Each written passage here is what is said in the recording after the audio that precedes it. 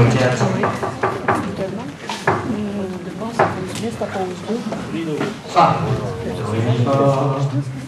Ah, là, on va parler d'alchimie. Donc, la conférence, elle commence. Donc, l'alchimie, très importante. C'est-à-dire, à partir du moment où on fait un petit tour de toutes les légendes, etc., à travers le monde, et puis les symboles, et tout d'un coup, moi, j'ai pris conscience que c'est un élément qui me manquait à la fin de mon deuxième livre. Je n'avais pas encore du tout parlé d'alchimie dans le deuxième livre.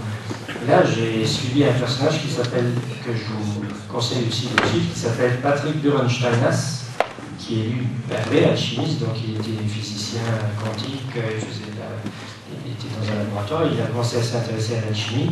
Et là, donc, j'ai assisté à une de ses conférences à Bruxelles, sur la Grande Place, où il a expliqué que toute la Grande Place, elle parle d'alchimie. Donc, où il y a vraiment une sorte de message sur la Grande Place de Bruxelles. Il faut juste savoir où on va commencer la lecture du livre, bien sûr, etc. Et là, tout d'un coup, waouh, c'est ce qui me manquait, l'alchimie, justement. Mais ce que lui, il dit pas, voilà, parce que peut-être il n'a pas envie de se faire des ennemis ou je ne sais pas quoi, mais lui, il ne parle pas forcément en disant que l'alchimie, le christianisme, les gens de là, c'est aussi de l'alchimie spirituelle, bien sûr. Bon, mais ça, c'est son histoire, mais je veux dire, pour moi, j'ai peur de rien, j'y vais, et puis il faut un petit peu secouer la fourmilière, hein. Il faut avancer. Et ici, on voit bien que l'alchimie, donc aussi les Templiers, ils ont joué un grand rôle dans les secrets alchimiques, etc. Et ici, on est sur la cathédrale Notre-Dame de Paris. Donc, c'est-à-dire les cathédrales, la construction des cathédrales, etc. C'est bourré de symboles alchimiques, etc. Et donc, là, on a un personnage féminin assis sur un trône, comme la déesse Cybèle, antique, etc. Donc elle est assise sur un trône, une échelle qui représente quand même une ascension, quelque part. Voilà, on mettrait une grenouille dessus, c'est bon. Un livre ouvert qui est celui pour le public, que tout le monde peut savoir, et le livre fermé pour les autres, ceux qui veulent se garder des secrets derrière. Donc les deux livres, et un sceptre, donc, avec peut-être une pomme de pain au-dessus, donc, etc. Mais aussi, ce qui est intéressant, c'est le fait qu'il y ait de l'eau au-dessus de la tête, donc, et donc, symboliquement, ça veut dire qu'il y a de l'eau dans l'air. Et de l'eau dans l'air, ça nous donne de nouveau toujours ce fameux mot or. Il y a de l'eau dans l'air, de l'eau dans l'air. L'orage chimique. Et toujours en tour, toujours autour. Et là, donc, la fameuse ville de Paris, elle est vraiment dédiée à la déesse Isis. Et là, on a par exemple la version actuelle du blason de Paris, mais à l'époque donc de Napoléon, sous l'Empire, on voit bien donc la caravelle, le bateau, et ici, sur son trône, la déesse Isis et l'étoile d'Isis. Donc Napoléon qui était en Égypte aussi, etc. On voit bien que, et donc avant que soit construite la cathédrale Notre-Dame de Paris, il y a des personnes qui disent que c'était déjà un lieu de culte qui était voué à la déesse Artémis, qui était Isis, puisqu'il y a toujours cette continuité. Et c'est aussi intéressant de voir le mot Artémis. J'ai Marie et Isis dans le mot Artémis. Puisque Marie, donc on est toujours dans cette même dynamique de culture, civilisation qui se suit, et le message, il va être réinterprété, mis au bout du jour, etc. Et donc, ça c'est une version Isis, on va dire, mais il y en a qui parlent aussi de la déesse Hathor. Et ça c'est vraiment, vraiment Isis. Donc on va dire avec le trône sur la tête. Et là, je reviens un peu en arrière, elle est assise sur son trône, donc... Et c'est cette déesse, donc, avec l'aide du dieu Thoth, qui vont recomposer le roi, donc découpé en morceaux, parce qu'on va décomposer, là on va maintenant parler d'alchimie, donc ce que ça représente, etc. Donc un être qui est décomposé, coupé en morceaux, qui va être purifié d'une certaine manière et on va le recomposer. Et donc on parle à travers de la magie, etc., du magnétisme, qui va jouer un grand rôle dans cette histoire-là, puisque le mot magnétisme et magie sont reliés étymologiquement. Donc Isis, ici je reviens de nouveau sur ce qu'on avait dit avant, donc la mort, la mort, la mort, la mort, l'amour. Aimer la mort, quel paradoxe. Et pourtant, pas aimé la mort de dire je veux aller tout de suite non plus, mais simplement de dire l'histoire du dragon, là, de dire mon gars, tu fais plus peur, je t'aime au contraire, je vais même te maîtriser bientôt, je vais devenir le maître du temps. Donc la purification de la matière, ici j'ai mis quelques symboles.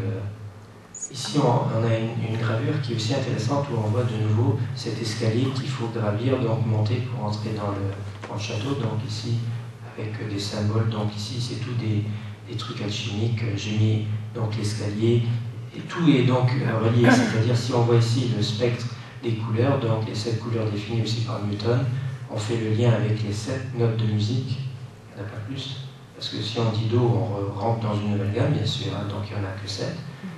Puis voilà.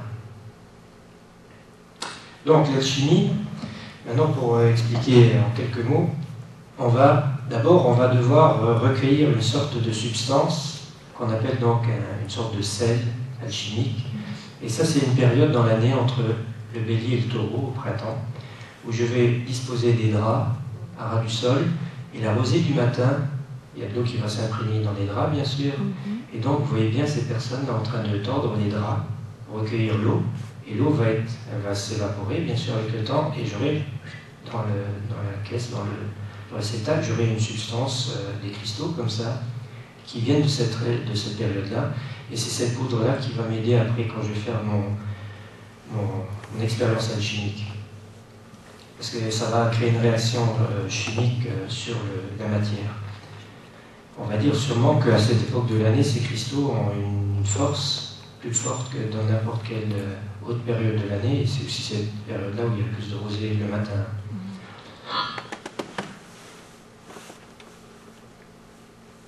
Est-ce qu'il y a une date? Non, c'est entre le bélier et le taureau. Maintenant, je ne pourrais pas dire exactement la date précise. Oui, voilà, on est en avril. Voilà. Pardon? Oui, donc Lucie, elle m'en a parlé encore. Ouais.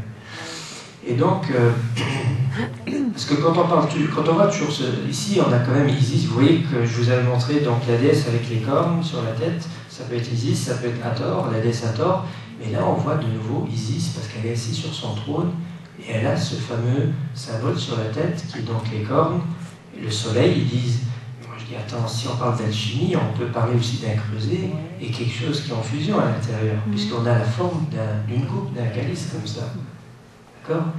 Et puis parce que justement, quand je vais faire mon expérience alchimique, je vais avoir besoin d'un creuset, d'un feu bien sûr, pour que le métal il se mette à fondre à l'intérieur, etc., pour qu'il se purifie. Et ce métal donc, qui est utilisé, c'est de l'antimoine. C'est le nom de ce métal. Maintenant, pourquoi il s'appelle comme ça, je ne saurais dire. Une chose que je ne peux pas expliquer. Mais bon, si je chercherai. Mais c'est là où, de nouveau, quand on fait des recherches comme ça, si on s'éternise continuellement sur un sujet, on ne peut pas avoir une image globale. Donc maintenant, peut-être, si je me dis, bon, je ne sais plus quoi chercher, ben, je vais aller un petit peu rechercher là-dedans, parce que, voilà, l'antimoine, c'est un morceau d'antimoine. Et voilà, vous savez, on avait parlé d'un chien, Xolotl qui porte la croix, Anubis, on avait parlé donc de Christophorus, Saint Christophe qui est symbolisé sous les traits d'un chien. Le symbole secret en alchimie pour l'antimoine, c'est un chien, un loup, avec un nid des dents. Et là, on voit des rois avec des couronnes, et il y en a même un qui a foutu carrément le chien dans le feu, puisque c'est de l'antimoine qu'il s'agit, donc on va mettre dans le creuset, dans le feu. Et donc, à un certain moment, le métal, parce que le feu n'est pas assez puissant pour que le métal fonde. Donc le métal, à un moment donné, à force d'être quand même sous la chaleur, il va commencer à prendre des couleurs comme ça, comme une plume de thon, comme une tache d'essence au sol, etc. Et c'est pour ça que de nouveau, vous voyez, des pans, quand il fait la roue, on a bien ce symbole-là. Et donc c'est là que l'alchimiste, il sait, je vais prendre mon sel, et je vais l'ajouter dans le creuset. Et là, il y a une explosion, un volcan, ils appellent ça, et puis là, ça a assez de force pour que le métal se mette à fondre. Il tombe en fusion. Et là, il va se purifier. À travers la chaleur, il va commencer à libérer sa souffrance. C'est-à-dire toutes les impuretés qui ne sont pas lui.